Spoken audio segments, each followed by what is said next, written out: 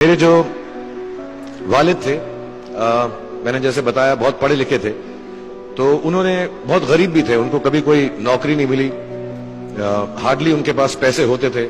जो भी बिजनेस उन्होंने शुरू किया, इतनी तालीम हासिल करने के बाद भी वो फेलियर ही रहा। लेकिन उन्होंने बहुत प्यार दिया, और क्योंकि उनके पास पैसे नहीं होते थे तो मेरे हर जन्मदिन पे अपनी कोई पुरानी चीज मुझको दे दिया करते थे। पहली चीज जो उन्होंने मुझे दी थी, उन्होंने मुझे अपना शतरंज का सेट दिया था, टूटा फूटा सा, और उन्होंने मुझे कहा कि शतरंज से आप जिंदगी के बारे में बहुत कुछ चीजें सीख सकते हैं। पहली ये कि कोऑपरेशन और साथ मिलजुल कर काम कैसे करना है। दूसरी ये कि जिंदगी में आगे बढ़ने के लिए कभी कभी पीछे भी हटना पड़ता है। तीसरी ये कि जो छोटे लोग होते हैं, जो आप समझते हैं, कई लोग ऐसी बात मानते हैं, जो पॉन्स होते हैं, जो प्यादे होते हैं, उनकी सबसे ज्यादा इज्जत करना जिंदगी के अंदर। कोई भी इंसान छोटा नहीं होता, हमेशा हमेशा जिंदगी में काम आता है। और कामयाबी हासिल करने के लिए आखिरी बात शतरंज ये सिखाती है हमको कि कभी कभी जिस चीज से सबसे ज्यादा लगाव होता है, जैसे रानी से अमूमन हो जाता है, कभी कभी उसे भी सैक्रिफाइस करना पड़ता है आगे बढ़ने के लिए। दूसरी चीज जो उन्होंने मुझे दी थी, वो एक टाइपराइटर दिया था। आज के जमाने में आई डोंट थिंक किसी को, बहुत सारे बच्चे होंगे यहाँ पे जिनको मालूम भी नहीं होगा टाइपराइटर कैसा लगता है।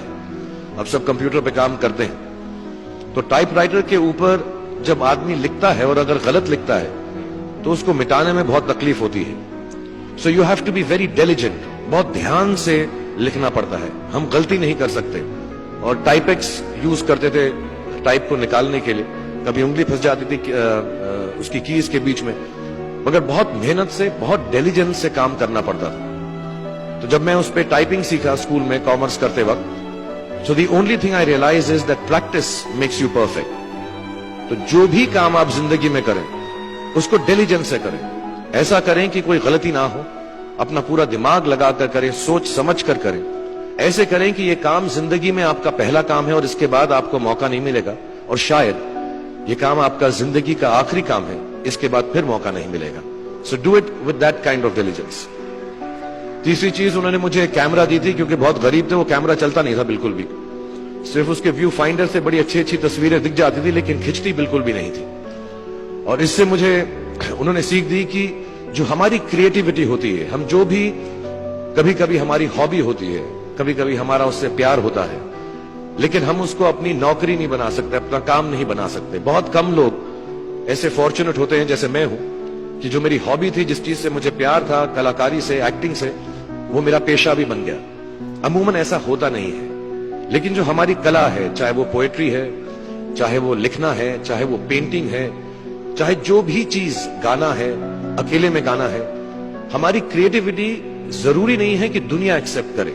जैसे उस कैमरा की तस्वीरें दिखती नहीं है, लेकिन उसमें देखने से खूबसूरत लगता है हर कुछ, वैसे ही आपकी जो क्रिएटिविटी है वो अपने लिए रखें, क्योंकि जिंदगी में कभी ना कभी, कहीं ना कभी ऐसा मुकाम आएगा जब आप बहुत अकेला फील करेंगे। हो सकता है दुख का समय भी आए, उस वक्त आपकी जो क्रिएटिविटी है वो आपकी सबसे अच्छी दोस्त होगी, दुनिया उसको माने या ना माने। आखिरी चीज मेरे वालिद ने मुझे दी थी, वो तो मैं जल्दी से बताता हूं। एक, उन्होंने मुझे कहा एक सेंस ऑफ ह्यूमर हमेशा रखना, जिंदगी में हंसते हमेशा रहना, एक चाइल्ड लाइक इनोसेंस जरूर रखना।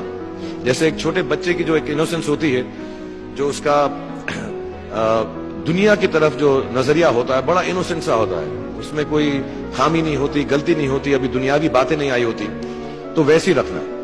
कई बार बचपन में मैंने जब बदतमीजी की या कोई गलत काम किया, तो उन्होंने सेंस ऑफ ह्यूमर से मुझे बचाया। और जिंदगी भर अगर आप अपने ऊपर, अपने हाल पे, दुनिया पे, क्योंकि लोग आपसे हर कोई बात कहेंगे, अच्छी बात भी कहेंगे, बुरी बात भी कहेंगे, क्योंकि लोगों का काम है कहना। अगर आप उसको एक सेंस ऑफ ह्यूमर से देख सकेंगे तो जिंदगी जो है बहुत बेहतर रहेगी। And last not the least, what my father gave me, what my mother gave me, and what your parents have given you, आपके जो पेरेंट्स हैं, जो आपको दिया है, वो सबसे बड़ी गिफ्ट है, गिफ्ट ऑफ लाइफ। जिंदगी की जो जिंदगी एक खुद ही सबसे बड़ा तोहफा है हमारी जिंदगी, और उसको वैसे ही ट्रीट कीजिए। जिंदगी के अंदर जो भी मुकाम आए, जैसी भी चीजें हो, अच्छा हो, बुरा हो, कभी अंधेरा हो, कभी उजाला हो, हर चीज को रिस्पेक्ट कीजिए, और जिंदगी में ग्रेस रखिए हर इंसान की तरफ। हर इंसान जो भी आपसे जो भी बात करेगा, वो अपनी मुसीबत के हिसाब से करेगा, अपनी हैसियत के हिसाब से करेगा, कभी गलत बात भी बोलेगा, ऊंची बात भी बोलेगा। जब आप काम करेंगे, जब आप बड़ी बड़ी कंपनीज के अंदर नौकरी हासिल करेंगे, आपका हमेशा झगड़ा रहेगा, जो मेरा जूनियर है वो ऐसी बात करता है, मेरा सीनियर जो है ऐसी बात करता है।